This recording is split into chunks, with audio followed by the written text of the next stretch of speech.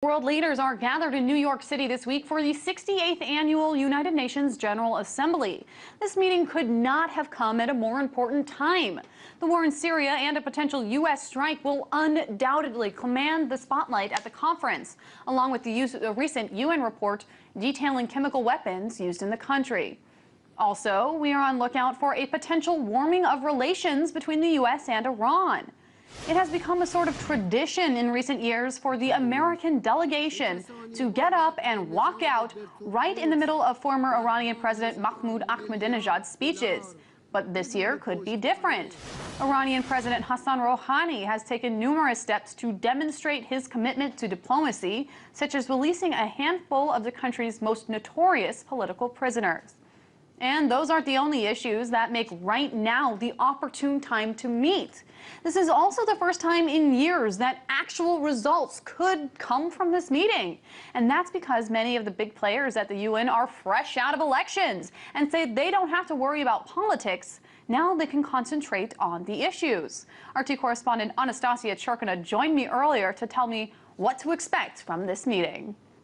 Well, Megan, you just presented a great summary of some of the issues that are bound to come out of the UN this week. Certainly, Syria is at the top of this agenda as major world powers, namely Russia and the U.S., continue meeting round the clock, talking round the clock, trying to find the next step, which would be the UN Security Council resolution that they need to vote on in order to continue with this plan to have Syria bring its chemical weapons under international control. So whether or not tangible results come out on that is certainly a huge headline that we're going to be watching. Of course, sort of tension between countries like Brazil and Venezuela with the United States. Those speeches are going to be interesting to observe.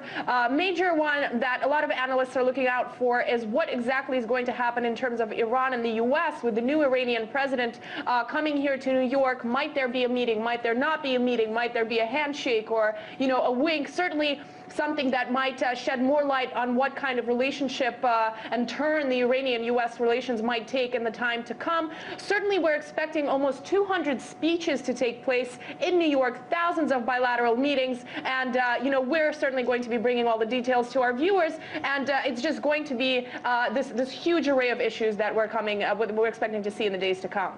Now, Anastasia, usually whenever a UNGA meeting happens in New York, it's very exciting, but really very little actually comes out of it. What's the environment like surrounding the UNGA this year?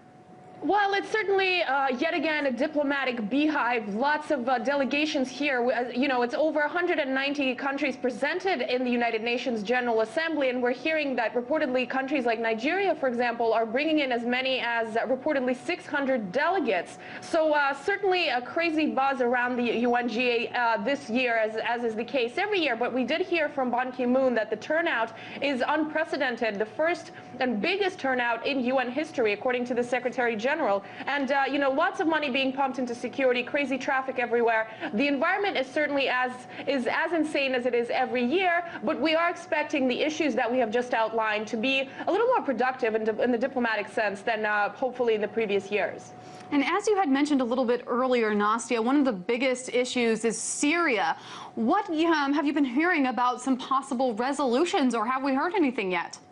Right. Well, Meg, definitely, Syria is at the top of the agenda here at the UN this week. We do know that tomorrow on Tuesday, Russian Foreign Minister Sergei Lavrov and his U.S. counterpart, John Kerry, of course, are going to be meeting. Syria will be at the top of the issues discussed, most certainly as the United Nations Security Council has been working around the clock to bang out a resolution on Syria. So this idea of Syria handing over its chemical weapons to the international community can be implemented through a document passed at the Security Council, and further steps can be taken for an actual political transition to take place while the potential use of military force by the United States does kind of remain in the air. So it's high time that specific steps are taken, and that we are expecting for that to take place in the nearest time at the Security Council and at the UN more generally.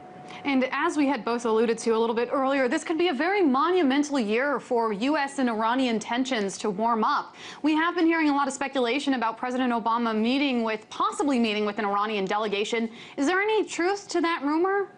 Right. There are certainly lots of reports about this, lots of statements. U.S. officials have said it's certainly an option. We do know that nothing has been scheduled yet, but both leaders will be here. Will their presence here take a shape of a particular meeting? That's unlikely because a lot of the leaders' schedules are worked out a long time in advance, but a certain nod or certain warm-up, and we're certainly going to see exactly what kind of mood there is between Iran and the U.S. in the speeches that are going to be made. And it is both the U.S. president and the Iranian president speaking tomorrow at the UN. So as early as tomorrow afternoon, we should be able to tell whether or not there is some kind of thaw forming in this. Whether or not a meeting takes place, analysts, and journalists certainly are looking out for that, but it's still under wraps. Very much under wraps. And in recent years, Anastasia, many people have criticized the role of the UN in the world. Even Ban Ki-moon has gone on the record criticizing it with the Syria standoff between the U.S. and Russia. But considering the fact that some of the most important people are not in an election year, can we expect to actually see some type of progress come out of this?